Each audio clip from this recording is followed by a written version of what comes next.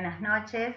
De nuevo nos encontramos en un nuevo webinar de insuficiencia cardíaca con fracción de eyección ventricular izquierda preservada, más habitual de lo que creemos. Nos, nos acompaña el disertante, el doctor Diego Chazarreta, presidente electo de la Federación Argentina de Cardiología, director de la carrera universitaria de especialista en cardiología de la Federación Argentina de Cardiología, Universidad Nacional de La Plata, maestría en salud pública, Universidad de Buenos Aires, coordinador del área cardiovascular, sección de insuficiencia cardíaca y hipertensión pulmonar del Centro de la Capital de La Plata, Buenos Aires. ¿Qué tal, Diego? Un placer contar con tu presencia. Muchas gracias por acompañarnos. Muchas gracias a todos, María, a Lucrecia, a Hernán y a todos los que están conectados el día de hoy. La idea era desarrollar un poco el tema de este fenotipo de insuficiencia cardíaca y el título creo que es más que apropiado porque ciertamente cuando uno habla de epidemiología, que es lo primero que vamos a abordar, seguramente vamos a ver algunas características propias de la patología que hacen que realmente durante los últimos años su prevalencia haya ido en incremento en forma sorprendente. Vamos a hablar también sobre algunas claves de la fisiopatología, el concepto de fenotipo que ya tiene algunos años, cuáles son los tratamientos actuales y emergentes, algunas nuevas líneas de investigación y sí hacer algunas reflexiones. Y cuando mencionamos el impacto que tiene y vemos las publicaciones de lo referente a insuficiencia cardíaca con fracción de eyección preservada, veremos que superan los 5.000 en total. Esto lo obtuve de una de las bases de datos que permite seleccionar artículos y solamente hasta hace 15 días hablábamos de 370 en el 2025. O sea que realmente las citas son muy importantes y yo creo que tiene que ver un poco con esto de su impacto epidemiológico. Hoy una de 4 personas va a desarrollar insuficiencia cardíaca en el mundo. Cuando hablamos de números del 2025 vemos que en Europa la prevalencia es de 1,7 y en Sudamérica del 1%. Y cuando hablamos de incidencia en Europa se va al 3,2 y en Sudamérica casi al 2%. Esto en términos globales. Hablamos del 2050 de casi 11,4 millones de habitantes con insuficiencia cardíaca, donde la raza negra fundamentalmente es la que reúne la proporción más amplia de pacientes con esta patología. Y cuando uno va al stage C, digamos el paciente sintomático con insuficiencia cardíaca, dos registros como el OMS County que siempre citamos y el Atherosclerosis Risk in Communities Study hablan de un 12 y un 13% aproximadamente de pacientes en este estadio. Y cuando uno lo divide por según fracción de sección, que es la característica típica de las últimas guías, durante los últimos años, va a ver que aproximadamente los pacientes hasta 40 años tienen más del 45% de proporción de fenotipo reducido, 14% con levemente reducido y casi 41% con preservado. Una proporción que hace 30 años se reducía en el fenotipo preservado a solo entre el 10 y el 20%. Por encima del 80%, casi el 11% de la población es portadora de insuficiencia cardíaca. Y cuando uno va a ver la muerte de estos pacientes, observará que en el fenotipo preservado, fundamentalmente por la presencia de mayor comorbilidad, la muerte es de origen no cardiovascular. Pero cuando ve la muerte total, reuniendo los diferentes fenotipos, a 5 años, algo que hace algunos años creíamos que realmente no era así, que el fenotipo preservado tenía menor mortalidad, lo desmienten los números, observando la misma mortalidad para los fenotipos extendiéndose a 5 años. Hay un trabajo de Yang del 2024 donde se observa la mortalidad en diferentes países buscando las bases del Yang, del IPERSER, del TopCats, el Americans, ¿no? Dentro del TopCats, el Paragon y el Deliver, y se observará que la mortalidad ciertamente es muy similar a la del fenotipo reducido, incluso tomando la selección de pacientes incluidos en ensayos clínicos randomizados. Por otra parte, cuando uno evalúa los diferentes fenotipos, ve que la edad ha diferido en regiones, entre 1,5 y 2,5 años. Seguramente esto tenga que ver mucho por el impacto de las comorbilidades. Los factores que mencionamos varían ciertamente según la región, con mayor impacto de desarrollo del reducido que del levemente reducido o del preservado, influyendo en la aparición de insuficiencia cardíaca a una edad muy temprana. Y en Latinoamérica, en nuestra región, hay mayor proporción de mujeres. En Asia-Pacífico, en el otro extremo, ciertamente es el grupo con menor proporción de fenotipo preservado. En una base de datos, por ejemplo, en Inglaterra, en el Reino Unido de Gran Bretaña, en realidad, donde ellos se dan un sistema público que de por sí el propio sistema es un registro permanente, son 1 millón de habitantes, han observado que hay cierta tasa que disminuye de mortalidad en los dos grupos, el fenotipo reducido y el preservado, pero especialmente entiendan que en el preservado el acompañamiento de enfermedad renal crónica es lo que condiciona, en este caso especial, la mayor mortalidad. Eso es lo que tienen que trabajar. Y cuando uno ve los datos basados en los resultados del estudio Gateway Guidelines y Herfeller, observará ciertamente que si uno toma desde el 2005 a proyectado al 2024-25, ciertamente estamos en una epidemia de pacientes con insuficiencia cardíaca levemente reducida o preservada. Aquí hay factores genéticos, socioeconómicos, culturales, que tienen que ver con el sistema de atención de la salud, sobre la práctica clínica ciertamente, sobre la calidad de atención y, por qué no, sobre la salud ambiental también, que condicionan la epidemiología de esta patología. Y me parece que esto era importante definirlo antes de ver cuál es la mejor estrategia para abordar este problema. Ahora, cuando uno va a ver la fisiopatología, recordemos que hace no tantos años solo hablábamos de una alteración de la función diastólica. Hoy sabemos perfectamente que es un desorden multisistémico y que por año hay en la proporción de crecimiento de la patología un 1% de aumento en relación al fenotipo reducido.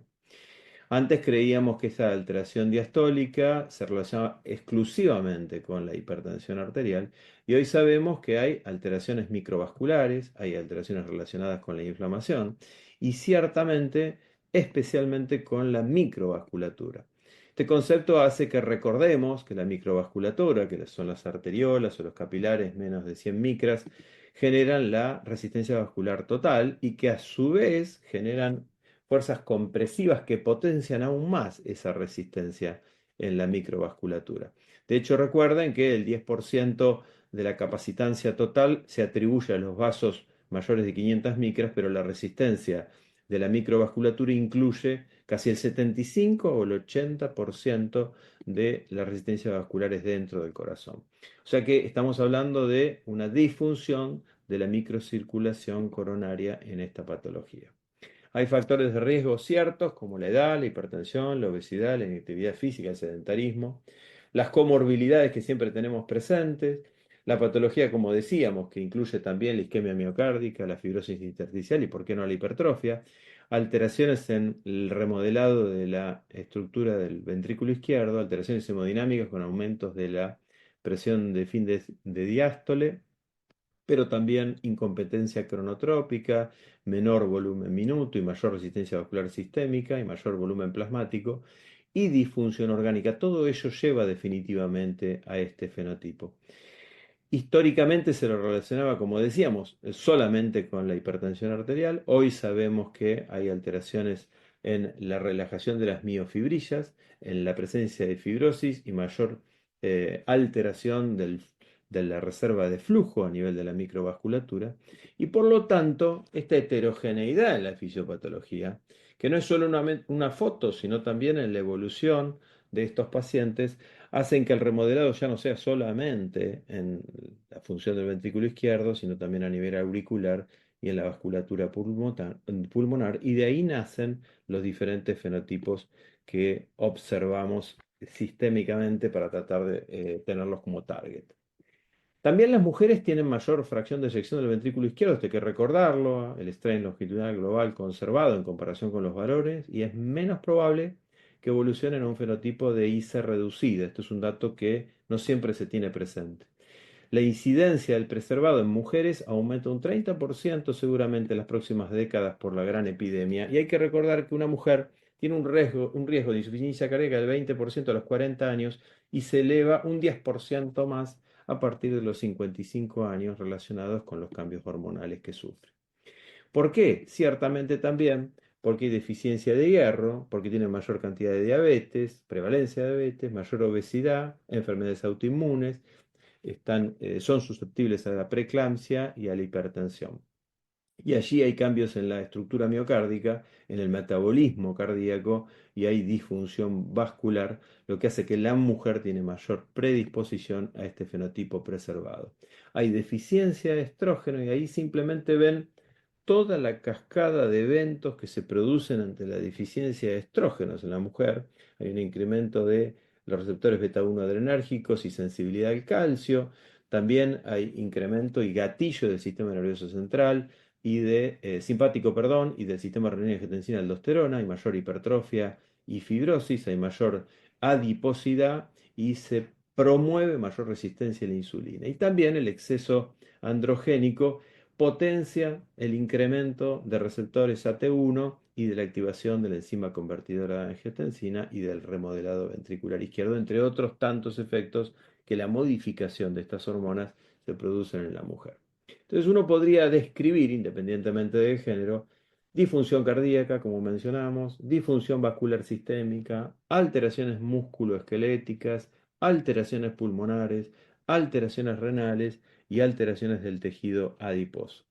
Recuerden que la hipertrofia ventricular izquierda sin angiogénesis proporcional, que es lo que sucede aquí, es una característica fundamental del fenotipo patológico y constituye una alteración de la perfusión subendocárdica y la deformación longitudinal normal típico de esta patología, que es la que se caracteriza dentro de uno de los subgrupos de las últimas guías de miocardiopatía publicadas por la Sociedad Europea de Cardiología en 2023. Por otra parte, los pacientes obesos con fenotipo preservado muestran mayor expansión de volumen plasmático, hay remodelación cardíaca exagerada, una alteración de la interacción entre ventrículo derecho y arteria pulmonar con mayor restricción pericárdica por la cardiomegalia y el aumento de la grasa mediastínica o de la pared torácica. Son dos fenómenos, la hipertrofia sin angiogénesis y la obesidad, que alteran ciertamente la vasculatura intrínseca, vascular pulmonar y cardíaca.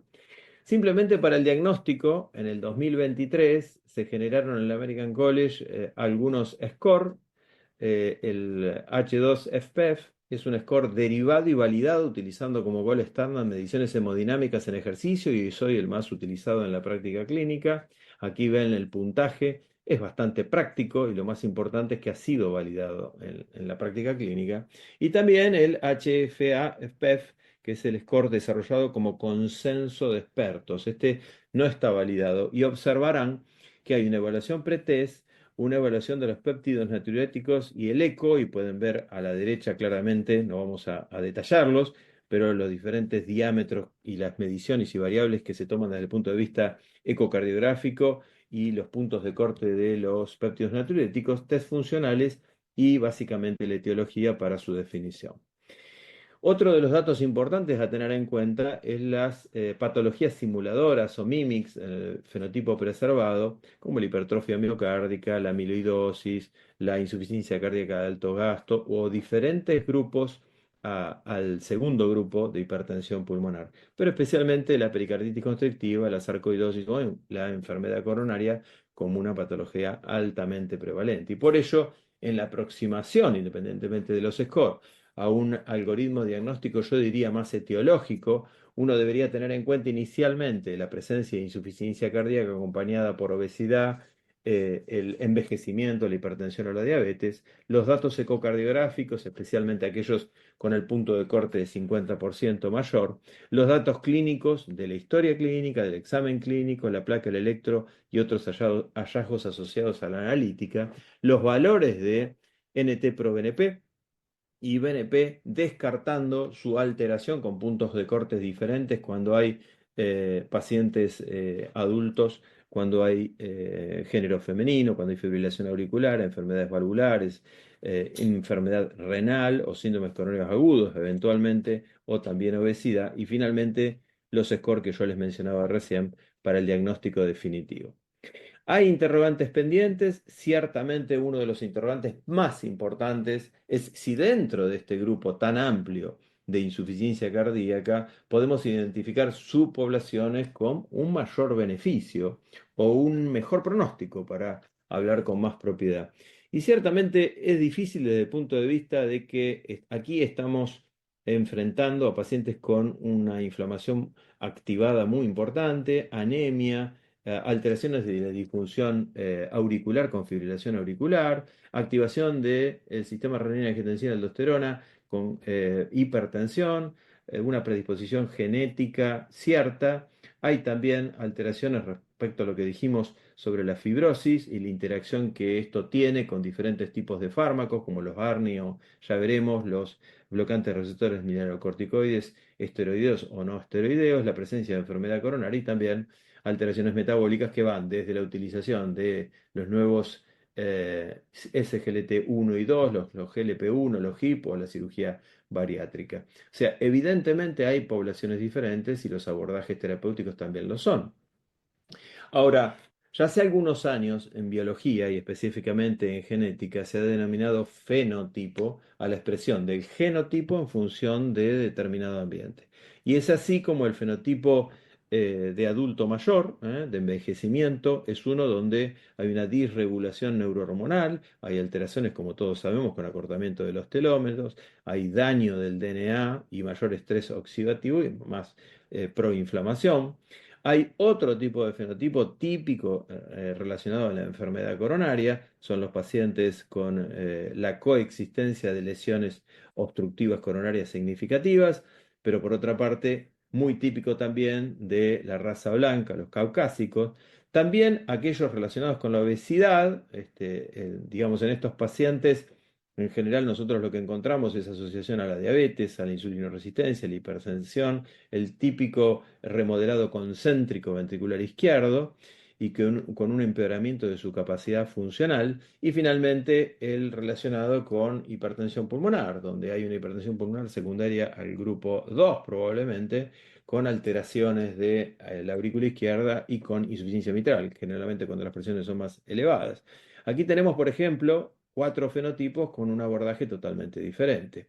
Hoy la medicina de precisión, la personalizada, medida o entallada, tiene en cuenta muchas de estas variables. A la izquierda pueden ver, simplemente para mencionar, la presencia de fibrilación auricular, anemia o EPOC, envejecimiento, hipertensión, enfermedad coronaria, hipertensión pulmonar, obesidad, diabetes o apnea obstructiva del sueño o enfermedad renal, que pueden dividir poblaciones y evaluar el seguimiento a largo plazo. De hecho, alguno de estos trabajos, aplicando inteligencia artificial, se ha utilizado reuniendo los grupos con intervención o sin intervención del Taucat y el Paragon, y ciertamente estos grupos tienen evoluciones diferentes dependiendo del abordaje. Yo les muestro simplemente una publicación que tiene algunos años de Georget y Jancy allá en el 2015, donde ellos mismos dividían tres subgrupos. El primero era más joven, con biomarcadores más bajos. El segundo tenía una mayor prevalencia de obesidad y diabetes y apnea obstructiva del sueño y mayor glucosa en ayuno. Y el tercero era más añoso y con valores más elevados de BNP y score MAGIC, digamos, con una clase funcional bastante más baja. Y cuando uno evaluaba el seguimiento a 40 meses, observaba que el más joven, con BNP más bajo, ciertamente le iba bastante mejor. Y eran pacientes todos que tenían un mismo fenotipo de insuficiencia cardíaca. Por lo tanto, el fenomapeo en insuficiencia cardíaca con fracción de eyección preservada es algo que cada vez se deberá utilizar seguramente más, atendiendo a la demografía, a la estructura cardíaca utilizando imágenes, a la presencia fundamental de comorbilidades y datos hemodinámicos, a la respuesta al ejercicio, algo que no siempre utilizamos, y entonces sí dividir los diferentes clústeres, algunos de los cuales, no cabe duda, se van a superponer, pero es que nos permitirán al momento de utilizar ciertos y determinados fármacos una mejor evolución de ellos. Aquí vamos a un extremo para saber cómo las poblaciones realmente son diferentes de aquellos que tienen una fracción de eyección de menos de 25%. Royce Rasalam lo publicó hace algunos meses esto, y aquellos que tienen una fracción de eyección supranormal, por arriba del 65%. Observen que las P son todas significativas, empezando por la edad, siguiendo por el gran peso del sexo femenino en pacientes con fracción de eyección supranormal, lo mismo en la clase funcional, en el Body Mass Index, con un body mass index elevado en el grupo con fracción de eyección más elevada, lo mismo con la presión arterial sistólica, con hospitalizaciones que son predominantemente más frecuentes en pacientes con baja fracción de eyección, la función renal, donde también una diferencia a favor de más prevalencia en los pacientes con fenotipo preservado, lo mismo con la presencia de diabetes en el primer grupo y la presencia de fibrilación auricular, que realmente tiene una PA altamente positiva para los pacientes con fenotipo preservado. Las poblaciones realmente son muy diferentes. También los fenotipos basados, por ejemplo, en este análisis muy reciente del TOPCAR y las revisiones en 12 trials previos de Meiji y Rucker, muestran tres fenotipos: el joven, como decíamos, de baja comorbilidad, el intermedio con diabetes y obesidad, y el que incluye a pacientes con adultos mayores con alta prevalencia de fibrilación auricular y enfermedad renal, que tienen una evolución ciertamente muy diferente. Ahora, ¿cuál es el abordaje teniendo en cuenta esta realidad, la epidemiológica, la fisiopatológica y el fenotipado, con el cual nos vamos a encontrar hoy? Bueno, ciertamente los targets han sido muy diferentes. Se ha trabajado sobre la vasodilatación y ahí pueden encontrar a todo el eje que se ha basado en el sistema renina-angiotensina-aldosterona y la vasodilatación de la mano de hidralazina o vericiguat. Antihipertróficos, como son los ISGLT2, aquellos fármacos que han actuado sobre el sistema renina-angiotensina-aldosterona, pero también los bloqueantes de receptores de mineralocorticoide y el videsiquat, los ARNI y los ISGLT2 como nefroprotectores, aquellos que han trabajado como los beta bloqueantes y levabradina en la reducción de la frecuencia cardíaca, los que han mejorado el metabolismo mitocondrial, como los ISGLT2 y los ARNI, aquellos que han generado mayor natriuresis o diuresis, también sumado a los ISGLT2, los diuréticos de ACE, y finalmente el omecamtiv mecarbil, con un resultado que no ha sido exitoso en incremento de la contractilidad y más aplicado hoy como el mavacantem a las miocardiopatías hipertróficas. Y los trabajos del 2004 hasta la actualidad, en estos 20 años en general, no han sido buenos. Recién estos últimos años empezamos a encontrar algunos resultados auspiciosos que llevaron en las guías del 2021 y en la actualización del 2023 a incluir a los diuréticos cuando hay retención de fluido, nunca se han ido de ahí, y a las ISGLT2, tanto DAPA como empaglifosina, y especialmente el foco en el tratamiento de las comorbilidades.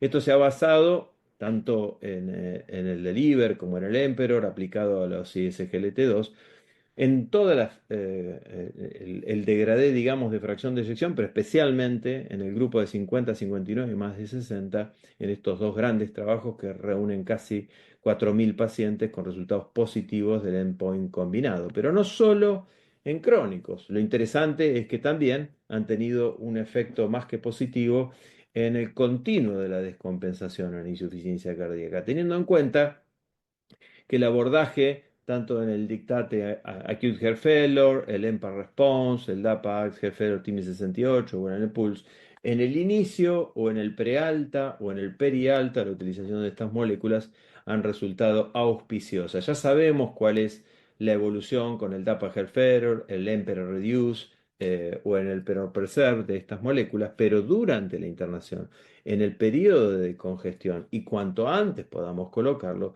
independientemente de que haya un leve deterioro de la función renal de estos pacientes, la mejoría cierta es sumamente importante y por lo tanto esta evidencia permite utilizarlos rápidamente durante la internación. Los antagonistas de los receptores mineralocorticoides son un capítulo aparte.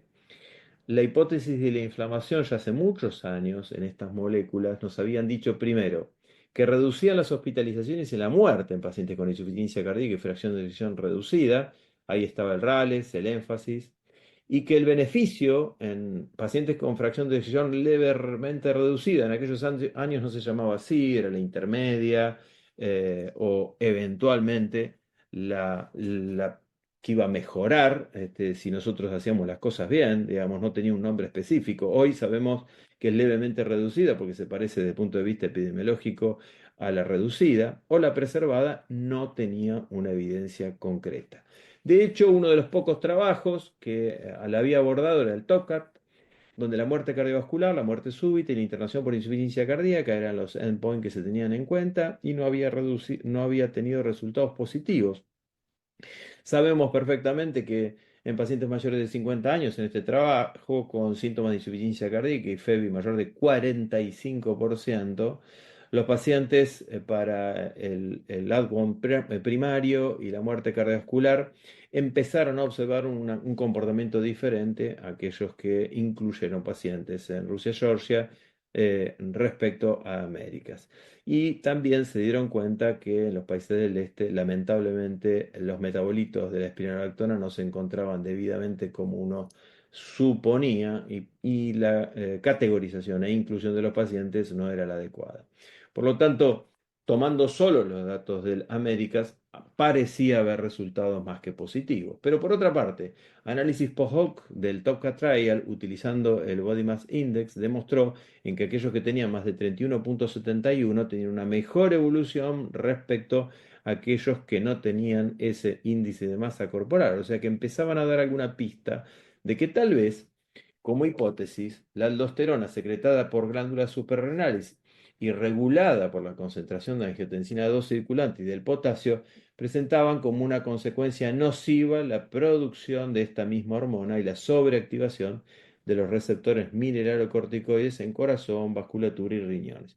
La aldosterona sintetasa también se encontró dentro de los adipocitos y se entendió que pueden secretar aldosterona y angiotensina 2, lo que producía desde el tejido adiposo y estimulaba la producción de mayor aldosterona. Esta fue la hipótesis que generó la evidencia de que el tejido adiposo secreta aldosterona y la obesidad puede conducir a una secreción excesiva de aldosterona derivada de adipocitos independientemente de la cascada clásica de la renina, angiotensina, aldosterona.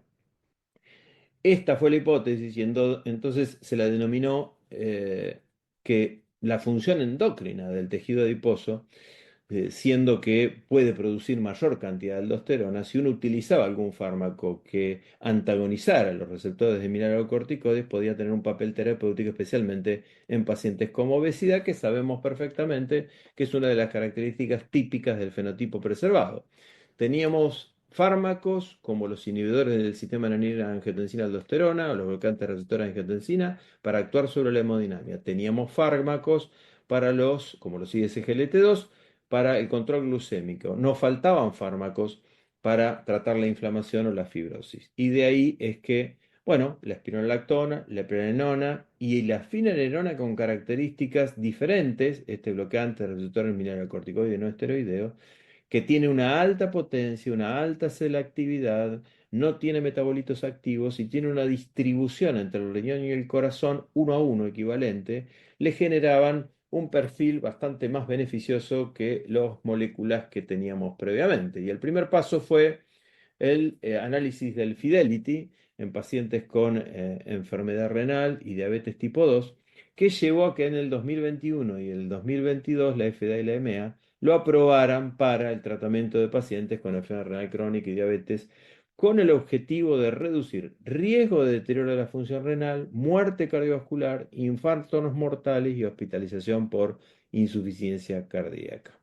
Bueno, de allí es que dentro de la cantidad de trials que se desarrolló, ciertamente esperamos los resultados del Fine Art, que fue uno de los trabajos que incluyó pacientes con más de 40% de fracción de eyección. Dos ramas, el placebo y finerenona en 10, 20 y 40 miligramos a seguimiento, teniendo como criterios de inclusión pacientes con insuficiencia cardíaca sintomáticos, hospitalizados recientemente o ambulatorios con péptidos natriuréticos elevados, con alteraciones desde el punto de vista estructural como agrandamiento de la aurícula izquierda o hipertrofia ventricular izquierda y diuréticos 30 días previos a la hospitalización.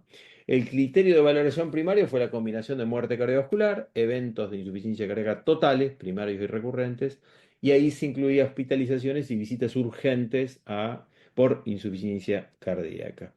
Interesante observar que el 36% de los pacientes incluidos tenía menos de 50% de fracción de sección, de 50 a 59, 45 y más de 60, 19%. O sea, un grupo de casi 20% que tenía una fracción de sección de más de 60% al momento de la inclusión. Esta es un poco la población y lo interesante también es que en esta población el 8,5 estaba recibiendo ARNI y el 13,1 ISGLT2. Ante esta población, los resultados fueron realmente muy impactantes porque hubo una P positiva a favor de reducción del endpoint combinado, ciertamente con alteraciones del potasio comparado estos estudios respecto a los previos, el RALES, el énfasis del TOPCAT, no significativos. O sea, había hiperpotasemia, pero la hiperpotasemia por encima de 6 era similar al resto de los estudios y no mortal. Esto quiere decir no había eventos graves y tampoco la disminución del potasio. O sea que hoy cuando uno compara los trials que validan este tipo de molécula para pacientes con fracción de eyección reducida, en el caso de Rayleigh el énfasis, y preservado levemente reducida la rama Américas del TOPCAT y el FINEART, permiten vislumbrar la utilización de una molécula en un escenario que a nosotros nos ha llevado, en el caso de las recomendaciones de la Federación Argentina de Cardiología para el manejo de pacientes con insuficiencia cardíaca con fracción de eyección preservada, a incluirla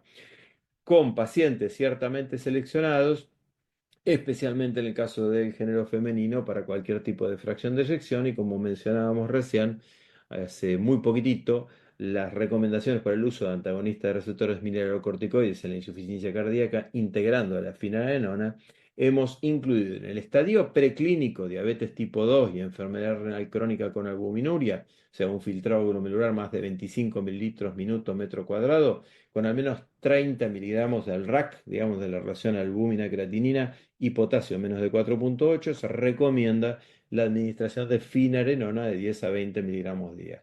Y específicamente en el contexto de insuficiencia cardíaca con fracción de eyección levemente reducida o preservada con un potasio menor de 5, se recomienda adicionar esta molécula cuando el filtrado glomerular está de 25 a menos de 60 mililitros minuto metro cuadrado a dosis de 10 a 20 miligramos, y con un filtrado mayor de 60 entre 20 y 40 miligramos.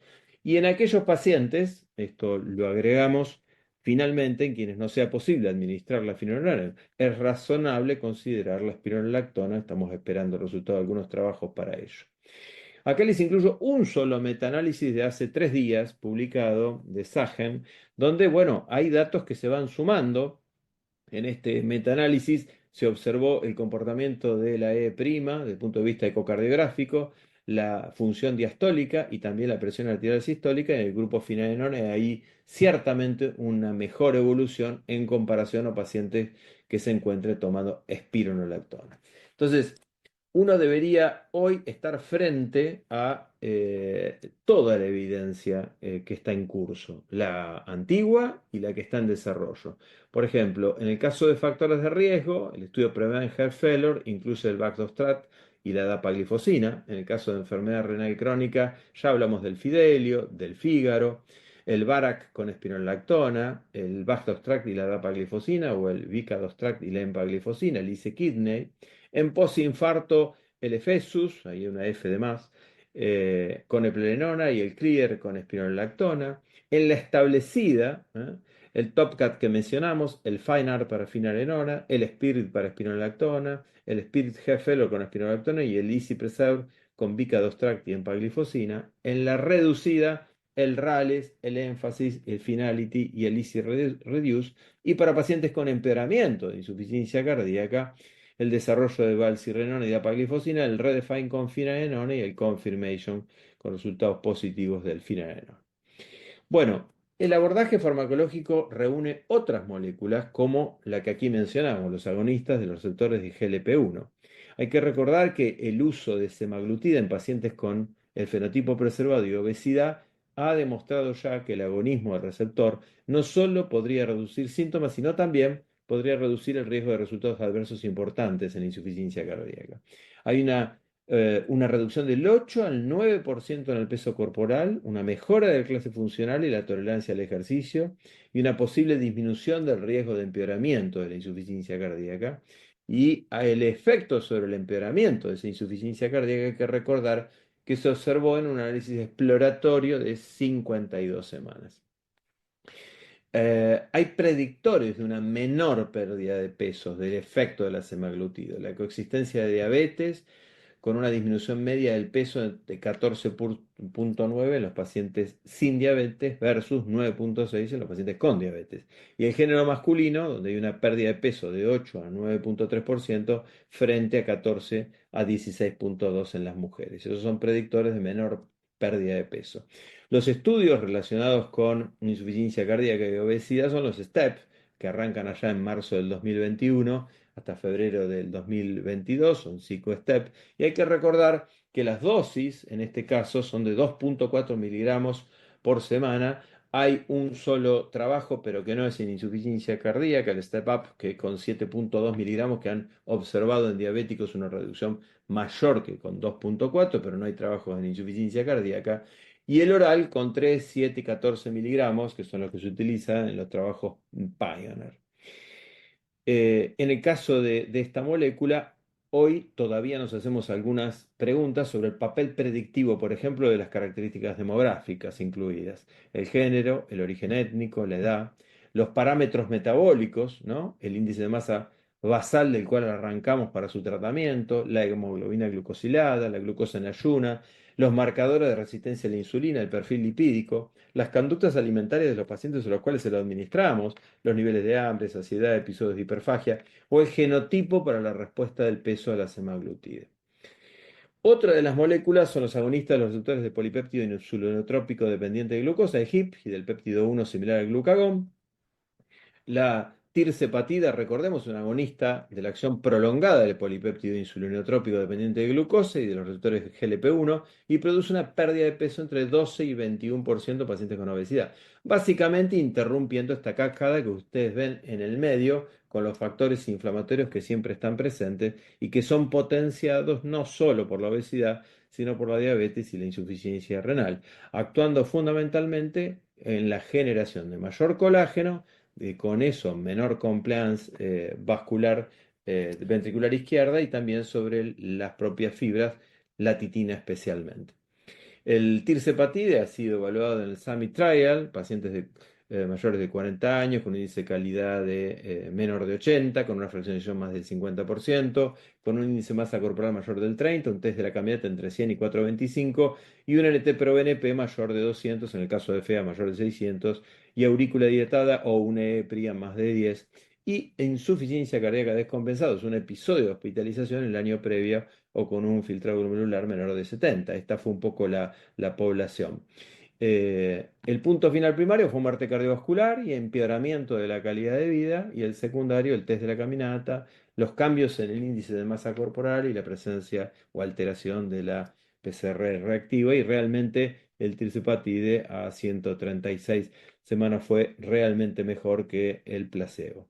Una limitación importante del ensayo es que se definió el índice de masa corporal mayor de 30 como criterio de elegibilidad, pero hay muchos pacientes, lo sabemos, que tienen menos de ese Body Mass Index, y que la mejor medición es la relación cintura-altura normal, más de 0,5, ¿no? El waist to height, que es un indicador más confiable para el exceso de adiposidad visceral. Esta es una de las ciertas limitaciones. El tratamiento ciertamente redujo el riesgo de muerte por causas cardiovasculares o empeoramiento de la insuficiencia cardíaca en comparación con el placebo, y mejoró la clase funcional, la calidad de vida en el fenotipo preservado y la obesidad. Y de hecho la tirzepatida está relacionada con su capacidad para reducir la masa de grasa, disminuyendo así la expansión resultante del volumen plasmático y la respuesta inflamatoria. A diferencia de otros ensayos, este trabajo no requirió que los pacientes tuvieran, como vieron, niveles elevados de péptidos natriuréticos, y en este ensayo el tratamiento con tirzepatide semanal durante media de 2 años redujo el riesgo compuesto de empeoramiento de eventos o muerte por causas cardiovasculares, al tiempo que mejoró el estatus clínico, la obesidad y el deterioro funcional. Es así que hoy el algoritmo lentamente va cambiando, habrá que ver en las próximas guías, pero por ejemplo podemos mostrar este de Isa Shahid, que publicado en Heart Failure Reviews de hace algunas semanas, donde los pacientes con insuficiencia cardíaca y fracción de eyección mayor de 40% podrían iniciar el tratamiento con ISGLT2 y bloqueantes receptores mineralocorticoides no esteroideos. Y entonces, dependiendo del escenario, acá volvemos a los fenotipos, por ejemplo, el renal podría a su vez sumar un bloqueante en realidad un inhibidor del sistema renina-angiotensina-aldosterona, un ARNI, y si es diabético, un GLP-1. O en el caso de obesidad, también un GLP-1, o en el caso de que los pacientes tengan una fracción de eyección menor de 60%, un ARNI, o si los pacientes tienen empeoramiento de su insuficiencia cardíaca o una hospitalización. Digamos, es un abordaje un poco más práctico acorde a las diferentes moléculas que tenemos. ¿Existe algún dato en nuestro país relacionado con esta patología? Bueno, nosotros hace un tiempo ya comenzamos en el Comité de Insuficiencia Cardíaca y Hipertensión Pulmonar un registro, el registro argentino de insuficiencia cardíaca con fracción de eyección preservada, el ARFE-IPRESER, donde lo que buscamos es evaluar características clínicas, evaluar la patología y el tratamiento en Argentina. Y ahí lo que observamos, por ejemplo, si bien estos datos tienen algún tiempo, es que los bloqueantes de receptores de mineralocorticoides o de aldosterona se elevaban casi al 58,8%. Y que los pacientes que estaban bajo tratamiento con ISGLT2 reunían casi el 40% de los cuales el 20% eran con empaglifosina y el 16,9% con dapaglifosina.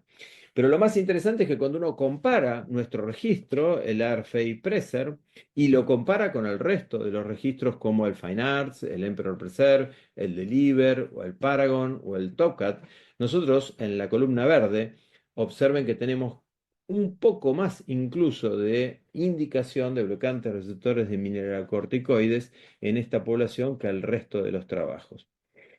¿Hay nuevos caminos en la investigación? Bueno, ciertamente, ¿no? La vía de los péptidos natriuréticos, aquellos que aumentan la vía de la biogénesis mitocondrial, aumentan la vía de la termogénesis adiposa, aumentan la vía del gasto energético y la oxidación de grasas, y lo hacen independientemente del eje beta-adrenérgico, incluido tanto en el tejido adiposo, ciertamente, como en el músculo esquelético. Otro de los caminos de investigación es la vía de la señal del GMP cíclico y la proteína quinasa G, el NET y el INDI, son los trabajos que han fundamentalmente focalizado su desarrollo en pacientes con insuficiencia cardíaca y fracción de eyección preservada. Y hay algunos nuevos caminos que incluyen la vía de las titinas, una vía para actuar en la relajación, donde hay dos isoformas, las N2BA, que es la más grande y compatible, y la N2B, que es más pequeña, donde el miocardio humano adulto sabemos que contiene cantidades aproximadamente iguales de ambas, y el empalme alterado de titina hacia una relación entre una y otra más alta reduce la rigidez pasiva de los cardiomiocitos y por ello trabajar en este punto puede generar mejor compliance, relajación y disminuir las presiones de llenado ventricular izquierdo. Otro de los caminos de investigación es la disfunción mitocondrial. Acá hay aumento de los ROS y daño mitocondrial, lo que resulta en un desajuste entre la producción y la demanda de ATP con activación de las vías de señalización que resultan en remodelación cardíaca, inflamación y disfunción diastólica. Y dentro de este mismo grupo uno puede observar cómo diferentes tipos de acción mitocondrial pueden mejorar el aprovechamiento energético en el músculo cardíaco. Y finalmente, la vía de la fibrosis tisular se define como exceso de matriz extracelular con alteración en la relajación, donde sabemos hay acumulación de fibroblastos y colágeno. Y ahí hay algunos fármacos, digamos, son fármacos más comunes dentro de la atención de pacientes neumonológicos, la pirfenidona y el nintedanib, son drogas que se utilizan para evitar la fibrosis y que tal vez puedan llegar a tener en el futuro algún lugar en este contexto. Entonces, si la década de los 80 fue la era preclínica, la de los 90 fue el triple bloqueo neurohormonal, en los 2000 la era de los devices, entre el 2010 y el 2020 el cuádruple esquema que conocemos, hacia el 2030 ciertamente vamos a una era de mayor precisión, donde los fenotipos tengan algún lugar específico para que utilicemos mejor los fármacos. Entonces, como conclusiones y reflexiones, el fenotipo preservado va a transformarse en el fenotipo más prevalente con una morbilidad y mortalidad similar al del fenotipo reducido. Uno de los principales obstáculos para su adecuado tratamiento es su compleja y multifactorial fisiopatología, lo que hace que el desarrollo de nuevos fármacos sea todo un desafío. deberá validarse aún ciertamente en los ensayos clínicos randomizados la eficacia de un tratamiento individualizado con los beta bloqueantes, los bloqueantes de receptores mineralocorticoides, esteroideos y no esteroideos, los ARNI y los ISGLT2 1 y 2, según un fenotipo predeterminado, y hay que recordar que el desarrollo de futuras moléculas va a requerir de un enfoque integrador que considere comorbilidades como pieza fundamental para definir nuevos objetivos de eficacia en esta patología. Bueno, no quiero dejar de invitarlos el 25 y el 26 de septiembre de este año a nuestro weekend, el 21 ya, de insuficiencia cardíaca en Córdoba. Y siempre también que levanten el QR para formar parte de la comunidad Academia FAC, donde muchos de estos cursos y también trabajos y artículos que publican quienes están en FAC pueden compartirlos con todos ustedes. Muchas gracias. Muchas gracias, doctor, interesantísimo todos los avances que hay y cuándo llegará todo a la Argentina, ¿no es cierto? Porque la finerenona, gata, podemos luchar contra la DAPA y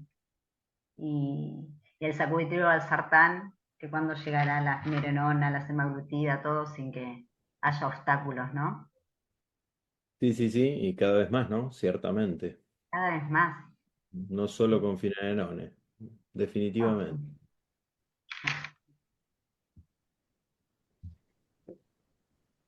Lucrecia, ¿alguna Sí, pregunta? sí. Diego, tengo una pregunta. Sí. ¿Cómo hacemos nosotros los cardíacos? Porque por ahí para el especialista que hace insuficiencia cardíaca la detecta un poco más rápido o al tenerlo todo el tiempo en la mente es más fácil para el diagnóstico y el inicio de tratamientos tempranos. Pero me parece que el cardiólogo general o el clínico o eh, otros colegas, ¿cómo hacemos para que el diagnóstico de la preservada sea en estadios tempranos? Porque ya si estamos hablando, según la clasificación, el A y el B de preinsuficiencia cardíaca, nosotros ya estamos teniendo un riesgo y siempre los detectamos en un C o a veces un poco más avanzado. ¿Cómo podemos hacer para llegar en etapas tempranas justamente para paliar todos estos tipos de comorbilidades que debemos estar teniendo en cuenta? Lucrecia, es una excelente pregunta porque es la pregunta que define esta patología. Esta patología nos ha llevado a los cardiólogos a poner los pies sobre la tierra y darnos cuenta de que nuestra especialidad, entre comillas, es de las más clínicas. Hemos Claro. vuelto muchísimo a la clínica porque Ujú, ciertamente ese stage A o B que ya se ha impuesto hace algunos años y bueno, no es que se ha impuesto alegremente porque se les ocurrió, sino que en realidad es el reflejo de la epidemiología de la patología asociada a la hipertensión, a la obesidad, a la diabetes. ujú, La idea me parece es que en pacientes hipertensos, en pacientes diabéticos y en pacientes obesos, nosotros rápidamente tenemos que estar pensando en la posibilidad de que estos pacientes desarrollen este tipo de insuficiencia cardíaca y trabajar sobre esos factores de riesgo, probablemente desde el punto de vista higiénico-dietético, nutricional, pero por otra parte farmacológico, va a evitar que cientos de miles de pacientes hoy se sumen a estas lamentables epidemiologías que yo mostré al principio, la extendí un poco más, porque me parece que es imponente. Nosotros nunca pensamos hace 30 años o ujú, 20 años que las unidades coronarias iban a tener casi igual proporción entre pacientes con fracción de eyección reducida y preservada. Entonces, ujú, me parece que hay que estar muy atento en que los pacientes que son diabéticos, que vienen tratados con metformina, y a los cuales generalmente no se les ha descartado enfermedad coronaria, no se les ha hecho un ecocardiograma como parte del screening usual o un hipertenso. Nosotros sabemos que en el hipertenso la observación de lesión de órgano blanco es vital y uno ve cotidianamente cómo lamentablemente estos pacientes no tienen una microalbuminuria, un RAC, un eco midiendo los espesores, no tienen, bueno, antes era el fondo de ojo, ahora quedó reducido para la diabetes, hoy es el ujú, test cognitivo de Montreal, digamos, no tienen evaluaciones de este tipo que permiten evitar que estos pacientes progresen y caminen hacia este fenotipo ya instalado de insuficiencia cardíaca. Lamentablemente, cuando está instalado, volver hacia atrás es ciertamente más complejo. En la obesidad, con un índice de masa corporal más importante, la cirugía bariátrica en extremo es una alternativa, ciertamente, pero el tratamiento farmacológico de estos pacientes, bueno, realmente hoy nosotros estamos encontrando evidencia por este camino, pero me parece que es espera de la clínica, ¿no? Ujú. Claro, por eso justamente, vos lo mencionaste recién, por mucho tiempo todos pensaron que la reducida se moría más que la preservada y lo que se está demostrando hoy está bien, o sea, las comorbilidades tienen su impacto, pero están iguales, o sea, ese es el tema. Entonces, Totalmente. ¿cómo hacemos para llegarle temprano a estos pacientes? Porque la reducida, convengamos una cosa, haces un eco y rápidamente sabes el diagnóstico, pero la preservada creo que es el más complejo. Yo creo que lo que sucede también, y esto se está imponiendo, vos sabés perfectamente porque estás bien actualizada, que hoy hasta se está discutiendo estos puntos de corte para Ujú, categorizar en reducida, levemente reducida, preservado, supranormal.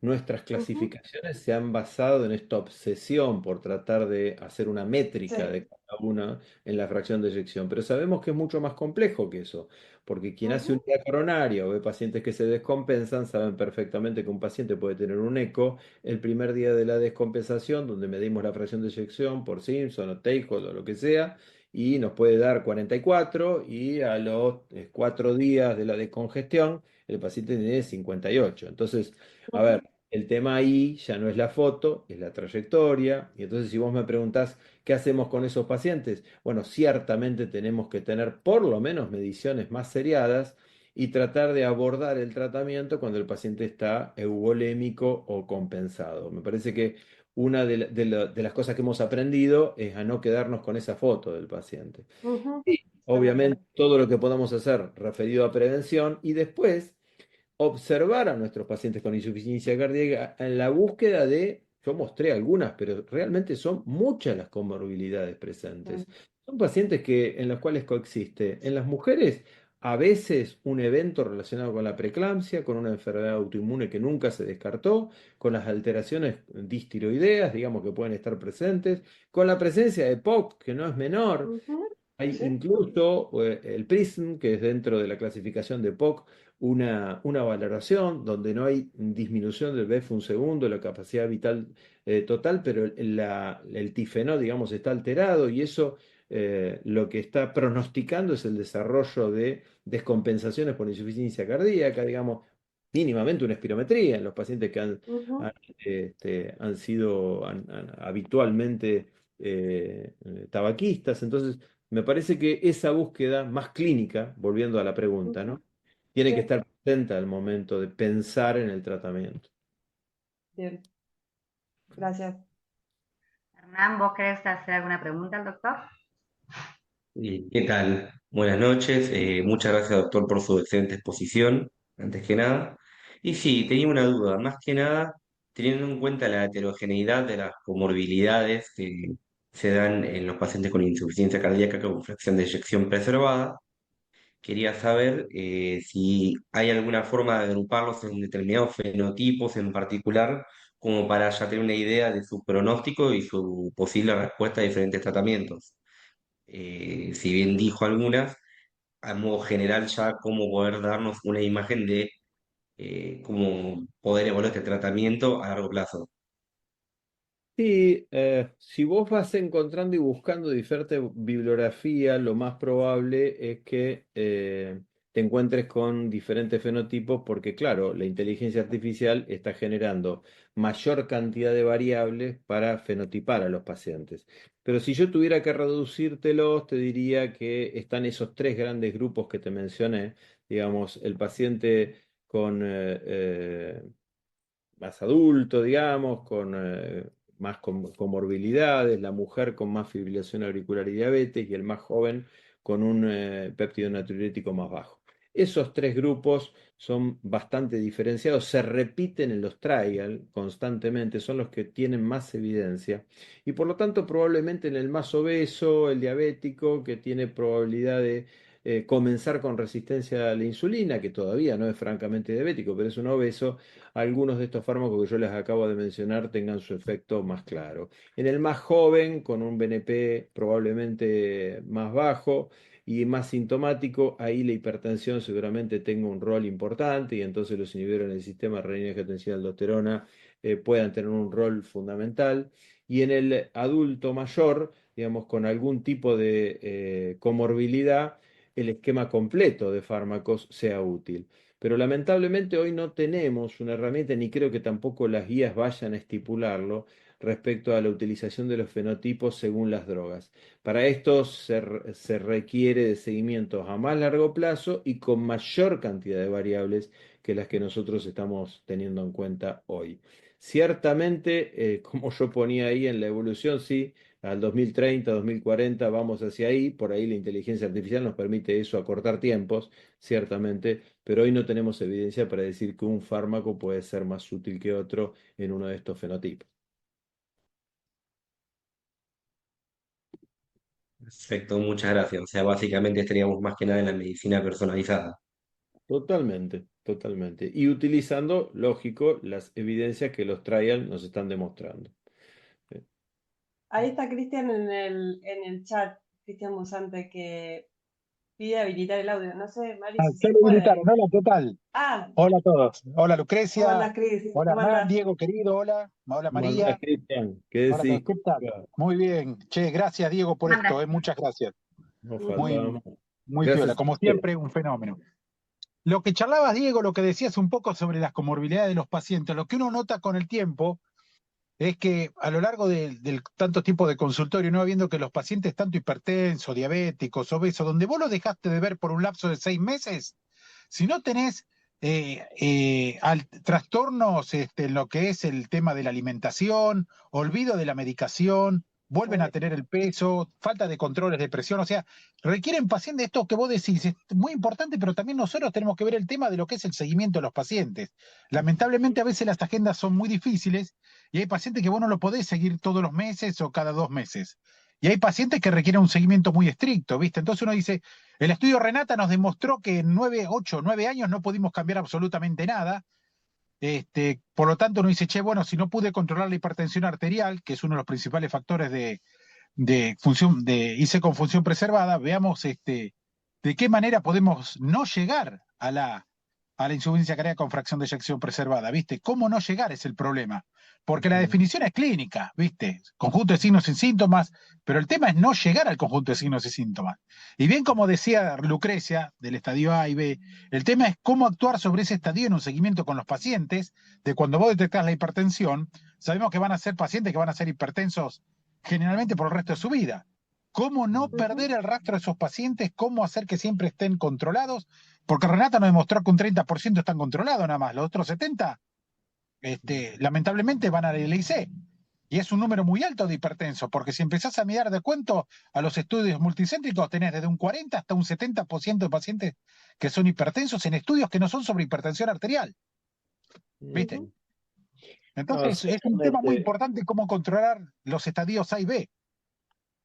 No, ciertamente, y no es un problema solo en este punto de Latinoamérica, ¿eh? Yo en esta clase no lo puse, pero en algunas otras tenemos las casuísticas también de hospitales públicos en París, por poner uno, en un país desarrollado, donde la primer consulta con que no es un cardiólogo, es un gerontólogo, se produce a los 45 más menos 17 días. O sea que después de una internación, ¿no?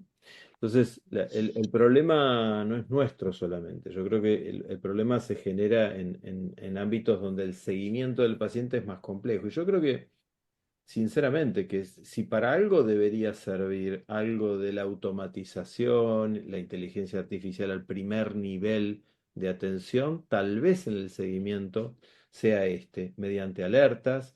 Hoy nuestra inteligencia artificial es el WhatsApp del paciente hablándole a uno y al teléfono, ¿no? Digamos, esto es la versión latinoamericana, lamentablemente para quien lo tiene abierto.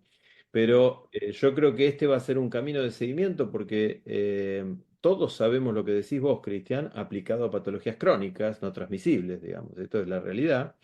Y ese seguimiento se torna muy complejo en pacientes que tienen patologías que no generan grandes síntomas inicialmente y que requieren sí estarles encima. Esto no lo vamos a solucionar con 4 fármacos que nos den el beneficio. Y de hecho, los fármacos hoy están como punto final, digamos, que están utilizando, generan endpoint combinados que les permiten resultados positivos. Pero no, cada vez son menos muerte pura, ¿no? Como dato absoluto. Y esto yo creo que se debe también a que estamos hablando de calidad de vida y reinternación, que es lo que deberíamos evitar si vemos más frecuentemente a los pacientes. Esta es la realidad.